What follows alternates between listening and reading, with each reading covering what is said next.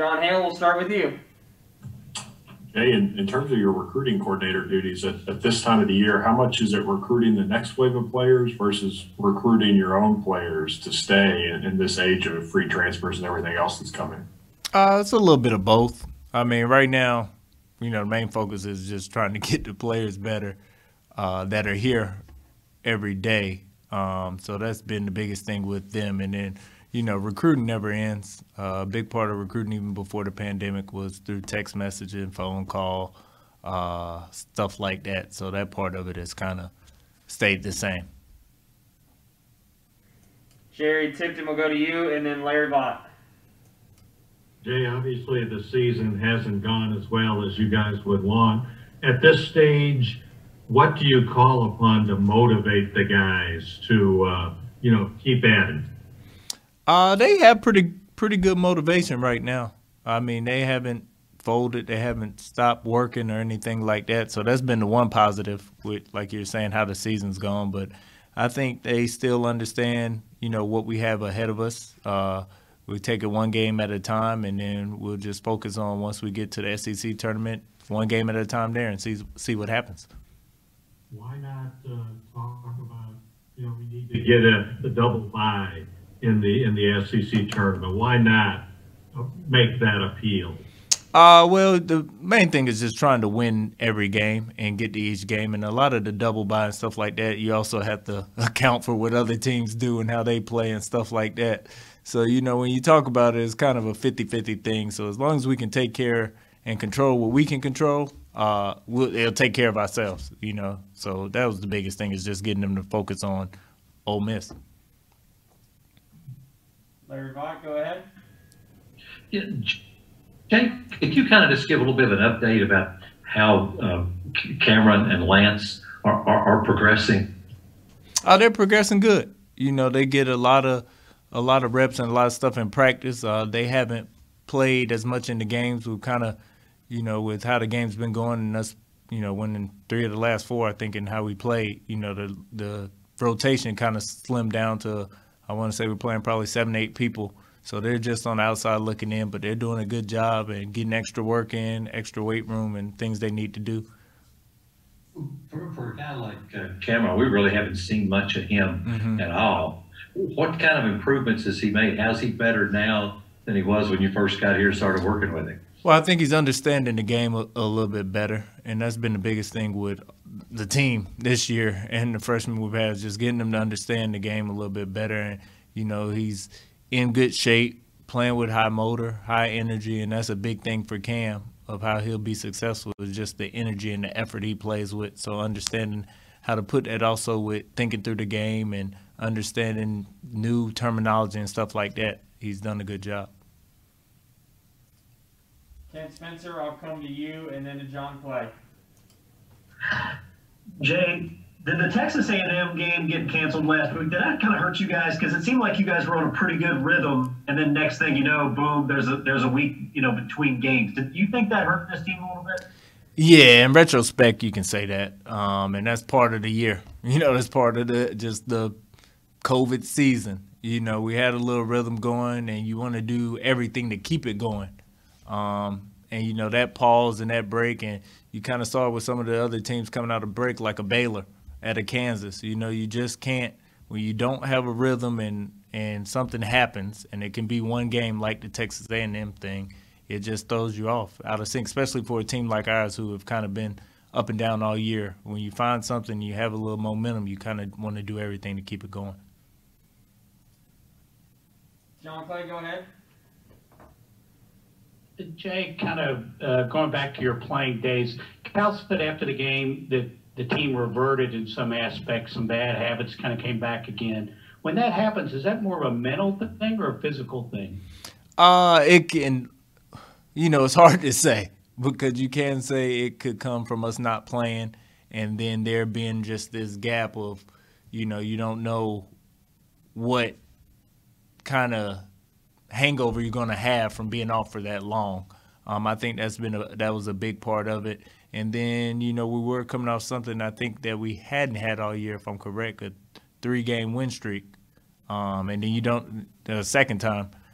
So you just don't know what type of stuff they're getting and what they're reading and stuff like that. So it's just a little bit of everything. Jerry, I'll come back to you, and then Larry. Yeah, Jay, after the Florida game, Cal said that the Florida zone kind of, was an issue. And I'm wondering why you think it was, and then how you would compare how Florida zoned with how Ole Miss might zone you guys. Well, credit to Mike White and the staff. They did a good job, and they did something that they really hadn't done all year. They played a completely different zone than what they had put on film. So, he did a really good job of making it a non-traditional 3-2, and it was more of a matchup, man-to-man 3-2. So he did a good job with that, and it just it made us stagnant. And I think all being off, like we talked about, and just having that lack of rhythm, and you can practice and you can do stuff, but, it's nothing like the rhythm you get from playing in a game. So I think that was the big thing, is that, it's a little bit different. And with Ole Miss, they're kind of 1-3-1 is more aggressive, and they're out pressuring you a little bit more. And it kind of transitions back to a 2-3 or a man. So it's kind of a completely different type of concept. So, I think with us having played against Florida and the zone, it's done something that will help us the rest of the year. For, especially when you get in a tournament situation and it's a one game, you got to be able to change things on the drop of the hat. And so we're kind of thankful that Florida did throw that little curveball at us so it can get us ready. And I wonder what kind of a challenge Devontae Shuler is. How do you assess his style, his play? Well, he's a big key to their team. When he plays well, they play well, and when he doesn't, they kind of struggle. And so, you have to, from the beginning, do your job, especially in pick and roll coverage against them, how you're going to guard them and your guys off the ball and kind of trying to crowd the paint so it can't get downhill. And you kind of just want him to take contested shots. You want to make him really inefficient. I think he had 20 points on 20 shots last game, so you kind of want to have him do something like that. Larry, coming to you, and then John Long, you'll be next. Jay, as a former point guard yourself, how frustrating has it been at times that you all can't get the kind of consistency you want at point guard? And have you talked to Nolan Hickman any this year, or been able to see him play on live stream or anything? And what do you think of him? The biggest thing with just being a point guard and having point guards, and it's not necessarily just on our point guard, it's just turnovers in general. Some of the turnovers we have just being a guard, you can say from all our guards, are the ones that kind of drive you a little crazy. But, I've said this before, and I'll say it again. It's the thing of having young guards. You have Devin, BJ, and, you say Davion, he's old, he's a senior and stuff like that. But this is really his first time, at this level. This is a different level, and it is different things that come. And you have a new staff, a new coach and everything. So he's learning on the fly too. So I think that's been a big thing, is just the difference in that, and I think that's been hard. And with Nolan, he's somebody who's signed here and committed here, where we talk a lot. And I've seen we get the stream of his games and watching those and stuff like that. And, I kind of had thanked him, or invited him last week and told him, welcome to the club of being a McDonald's All-American. So we were talking about that. But, I think he's somebody who will come in and be a big help for us next year. Thank you. John Long, go ahead. Jay, Coach Cal was lamenting after the game on Saturday how he really didn't have anybody who could beat other guys off the dribble. And you played at that elite level. Is that ultimately going to be the fatal flaw of this team? And how do you compensate for that? It's kind of what we've done is, you can play through the post a little more. You have to get more off-ball action to kind of create some gaps and, give them, I guess, a downhill run towards the rim and stuff like that to kind of generate it for them. I think the thing is, and especially here, you can get spoiled when you have guys like De'Aaron Fox and John Wall and stuff like that. And those guys don't come around a lot, trust me, because I've been at schools that haven't had them. So, you just kind of have to work with what you have. And I think we've done a good job of, and I think this is a real big benefit to Coach Cal of just, he says that everything's in pencil. So just trying things till we find something that works and then keep going with that. And then just having to adjust. How are your skills? You still have that quick first step? In my mind, I do. Probably not in real life, but at least in my head, I think I do. Jerry, I think you got another one. Coming back to you. Yeah, Jay, I still have my slow first step. So we won't get into that. I'm wondering, just sort of facetiously, a 9 p.m. start is obviously late. Yeah. What kind of a challenge is that all-day wait? It's a big challenge because, on game days, coaches and players, you have this kind of anxiety of waiting, wanting to play the game. And so it kind of delays it all the way out to the end. But we've had some late games already. I think this might be our first one on the road because we're supposed to play Missouri late, but that one got changed.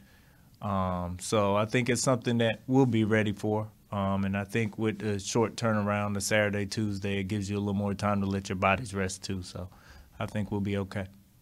How do you fill that time? You know what I mean? What sort of things do you? Well, you just kind of push everything back later. So, your shoot-around time will be a little bit later. Your pregame meal and film will be a little bit later.